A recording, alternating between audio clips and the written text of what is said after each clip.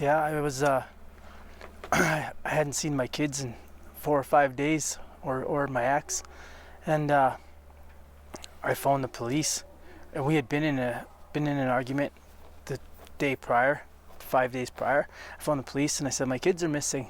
Well, wait at home, just wait there. We'll come get a statement.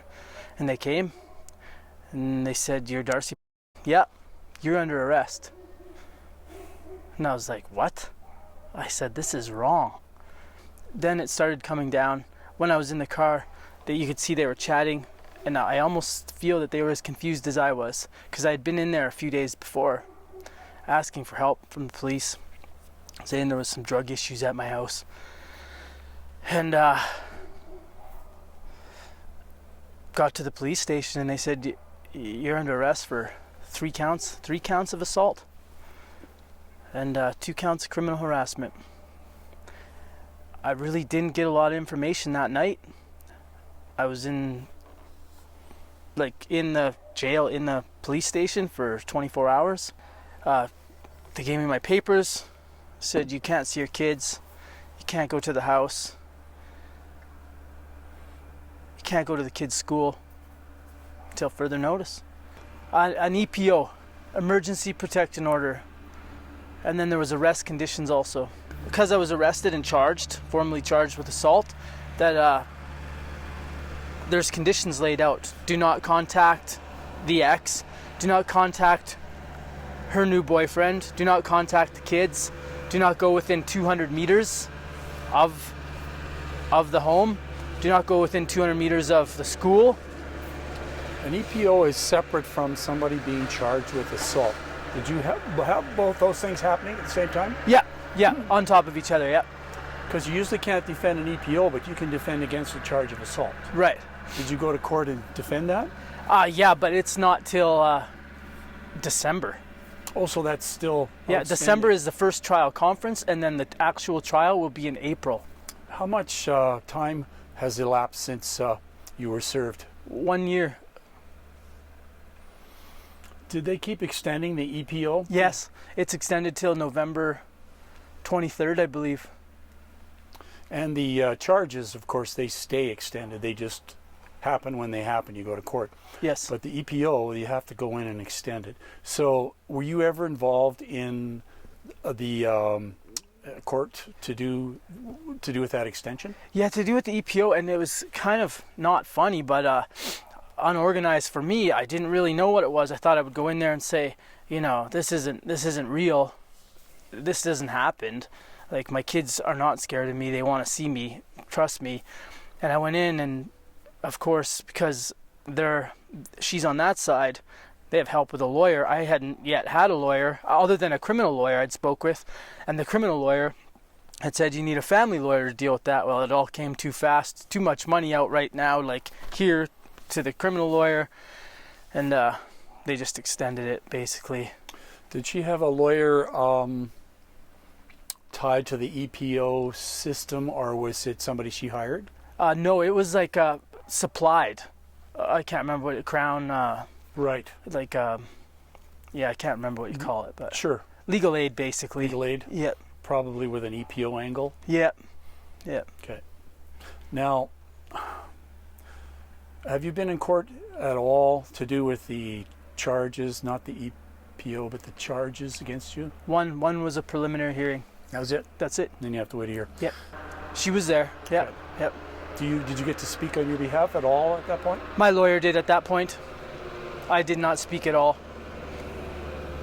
Honestly, I haven't spoken in any of the family court or the criminal court at all. You haven't really had a chance to express yourself? No. You know what? Maybe there's a level of suspicion, but I am so blessed and so lucky. Like, that's fantastic. The people behind me, the community behind me. And why do you think that is? They know who I am. A lot of them know what I was dealing with prior, for a couple years prior. It gets out. People know. People know how you are. People know who you are. It's a small town. Yes. In an unfortunate situation, you got to take what you can get. And no kidding. But have you ever found yourself kind of feeling like, especially early on when this happened, that it was wrong? and it hurts. Oh, brutally. Like, not being able to see my kids was, it's torture. It was total torture. It was so many times, man, you think that this isn't life. There was one day I pulled up and stared at all this, and I thought, what the hell am I doing? Why am I still here? And luckily, like, right at that point, 2 people texted me, "Hey, you seem down today." And They picked up on it. yeah. Were you ever offered, or did you seek out any kind of counseling when you were early on, when you were served this order? Yeah, I was never offered, but I did seek it out. Like, there was a group that was happening in Red Deer called Man Up Support, and it was there for a bit. And it was a lot of men in pretty rough situations, whether it be divorce or something similar to this. And it helps just to see that there is things out there are places out there to go get help. How did you discover that?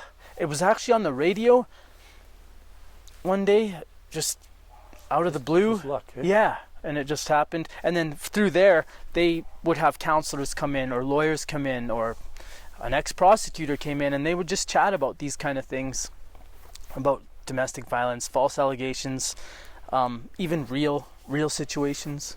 Yeah. But the discussions that they might have, these professionals, on false allegations, what kind of feeling did you get where they were coming from? That is, did you get a sense that they were empathetic about it, or that they're going to try and do something about it? No. It's an industry, follow the rules, follow what you're told. You'll get through this. You'll get through this. Keep paying the man. Keep paying lawyers. Eventually, people will see. Yeah. And then actually what I noticed too was, as my family lawyers started to see and become very close to the situation, very knowledgeable of the situation, she's actually started to share information with my lawyer, to say there's some funny things going on here, so yeah. That's good. Yeah. Now, you've been put in this situation where you have to have lawyers or defend yourself. Are you finding it's hard to afford to? It's crazy, yeah. So are you also in a situation where you're paying child support or anything like that? Not paying child support, but I am paying the mortgage on my home where I'm not allowed. And my kids don't even live there anymore. But she does? Yeah. Okay, so she disappeared with the kids. You get served and charged. Did you ever figure out why, or consider why she did that? Oh, I knew why she did it. I had started to call social services, and I had actually put together some paperwork to file in court to get the kids and to get her removed from the house. And she was into my truck one night and found those papers. The worst thing is, it was a buddy that was living at my house with me that I was doing a favor. Mm-hmm. And I think he'd been through some pretty crazy stuff in his time, so, and they're still living together, so yeah. So what kind of a person is she now? Well, while you're with her and up until it ended. She was a good person, and then she had some pretty good trauma into her life. Like, her ex-husband was murdered, and I swear to God, it was that day that everything changed. And then she fell into some drugs. That was when you were with her? Yeah. 6 or 7 years ago now. Okay. Then got into drugs, and was she secretly doing the drugs behind your back? Yeah. And how was that affecting her ability to look after the children? Oh, totally. I found letters one time saying that my daughter's hair hadn't been brushed in 5 days. Letters from school? Yeah. And I didn't get them. I just found it, and I was like, what is this? Mm-hmm. And I kind of, the man thing, I guess, you don't work. Like, you should be up getting the kids ready for school. You're lucky enough to be able to stay home at that point, you know. That's a human thing. Yeah. Yeah. So, was she able to kind of hide her addiction most of the time, or was it obvious? Yeah, in the beginning it was hidden, and I for a long time I thought, you know, it has to be mental health. You know, she broke when her ex got murdered, and you know. Okay. So how do you think she stumbled upon drugs? I don't know. Just, it was such a crappy situation. One time I seen out of a basement window mud tracks sliding down the basement window, and I was like, she snuck out or snuck in the house. So I would go to bed early. I was up at 4:30 in the morning, so I'm in bed by 9:30, and unfortunately I sleep pretty soundly. What kind of contact have you had with the children in the past year? Well, it was 269 days of zero contact. Right from that first serving. Yeah, 269 days. And then I was able, through family court, to get video visits. What are those? Skype or Okay. FaceTime. But it's live. Yeah, and they could phone you, and there was a time limit and a set amount of limits, and they weren't really mad. Like, there was a order from the court that this is it, but if it wasn't followed, it didn't matter. And I did talk to them a couple times, and then I had to go through like supervised visiting with the kids. Who was the supervisor? Luckily it was family. At first it was the oldest daughter, who's 21, but then she was fired by that side for nobody knows why. And then it was my parents, and just recently, actually last week, I was finally granted unsupervised visits. So I go to grandma's house. They live at grandma's now. And I go to grandma's house. I'm not allowed in the yard. I have to park at the end of a driveway similar to this, probably 50-meter driveway. Her mother? Yes. And I wait there for my kids to come out. And they come out, and then we drive away. How is grandma towards you? Oh, not good. Not good at all. Even though I went there a few times prior and asked for help. Like, the last time I went, I said, your daughter's using, you know, we need help. And she seemed to be more concerned about why we were still together. Then there's some dinners that I get to take them on unsupervised. On a Tuesday evening, I get to take them for dinner. Gotta pick them up at 5:30 and be home by 8:30. At that time, it had to be out in public. That was kind of the lead up to supervision. Now, I mean, I could probably bring them here and we can cook food. Oh, good. Yeah, I think it's pretty uncomfortable. The whole situation is uncomfortable for them. Not something kids should have to go through, that's for sure. Bewildered? How old are they? 9 and 12. You've got this criminal trial coming up. You've got an EPO that's extended, and they both probably have the same conditions on them. Yes.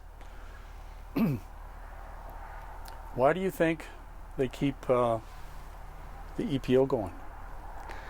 That's a tough one, because I've spoken with people and they're like, an EPO is not supposed to last a year. Like, an EPO is an emergency protection order. Like, if that was real, then fair enough. I gotta say again, it's the industry standard. It keeps you paying, you know, keeps having to fight through. You don't just have to fight through one piece of paper. You got to pay to fight through 2 pieces of paper. I want to see my kids. Okay, well, that's 2 pieces of paper you got to pay to fight. So I remember getting out and I was hungry. I hadn't eaten in jail for 24 hours. They just had these like frozen dinners, and I was like, I'll pass, just send me some coffee. And they gave me some coffee, and I got out and I wanted some cookies. That's kind of funny. And I said, just looked up at the sky and I was like, I'm not gonna eat cookies. I said, this is a fight now. And went immediately to like the gym where I work out. I went to the coach's house to hand my keys in. I said, I can't coach here anymore. Like, it's 85% women. I said, here's my keys, this is what happened. And she said, I don't want your keys. She said, I know what's going on. I know what's been going on. And I walked out of that house and I just knew I was in for a fight. And I knew I had people around me that cared for me and loved me, and it was good, and it is good. been very blessed. My parents have been super helpful, always checking in. My brother's super helpful. I mean, that's my close-knit family, and then there's aunts and uncles. Everybody's helpful. Everybody's checking in on me. It's been good. I've actually become closer to my family, closer to the oldest stepdaughter in all of it. It's really Unbelievable. Yeah. Blessed. 100%. You know, it knocks me down all the time and gets me down all the time, but I can't stay down. And I do feel, now that I follow all these groups and I know how much this actually happens, how often this happens to people, and I could see it turn for some people so badly, especially with no support system. And I remember that early on, thinking, I have nobody, I have nothing. You know, you're a man, you work all day, you work all night. What do you have after that? You got no kids, no family. But then luckily, like, so fast, people started checking up on me. Hey, come for dinner. Hey, come here. Hey, what are you doing? Just so lucky to help me get out of that funk. Do you have a sense at the start of it all that you're not in Canada anymore? It just doesn't feel like you're part of Canada anymore? I have literally thought to myself hundreds of times, it's like being stuck in a third world situation where you're just, there's nothing you can do legally to speed anything up, to do anything. Like, and then to be told, well, we could get a parenting expert in and that'll cost you $30,000, but man, you know, that'll help your family law situation. Well, $30,000? Yeah, thanks a lot. Yeah. So, and that also includes Canada and the Constitution and human rights. Is that stuff you kind of mull over, that just doesn't feel like you're part of the Canada you grew up with? Yeah, 100%. 100%. I laughed with friends about it. Like, I understand Islam now. You know, it's sad, but I no doubt I have thought that. Like, I see why. I see certain things and I understand why certain people would go different ways. That's for sure. So I've thought about this a lot, and they say, well, you understand why we have to have these pieces of paper. It's for protection. And I'm going to tell you this, that if a guy is a true douchebag and wants to cause harm to kids or his ex, a piece of paper isn't going to stop him. Yeah, it definitely could make, and I think it can even make people in a false situation act the opposite, act as an aggressor, and now they can say, "Oh, see, we told you." They set up very easy failure for the accused. Like, oh, you breached? Okay, well, now that's a whole nother process. Yeah, you tried to talk to your kids? Yeah. You're going to jail. Oh, yeah, and I've been sent messages from my ex all the time. You breached here, you breached here, you breached here. Well, no, I haven't, because if I did, somebody would be knocking on my door telling me I did. There needs to be a fast turnover of some sort of hearing, so they put these two parties in and say, like, I only know the facts in my situation, but like, there's drugs involved. This is what happened. Here we are. We need a decision a little faster. Like, whether we're separated and kept apart, that's fine. But to put my kids through that, 269 days of not seeing their dad, brutal. That's child abuse, man, and that can't happen, especially in our country, especially in Canada. It needs to happen fast, and they have to decide quickly, like, who is a danger to who here? And that needs to be fast.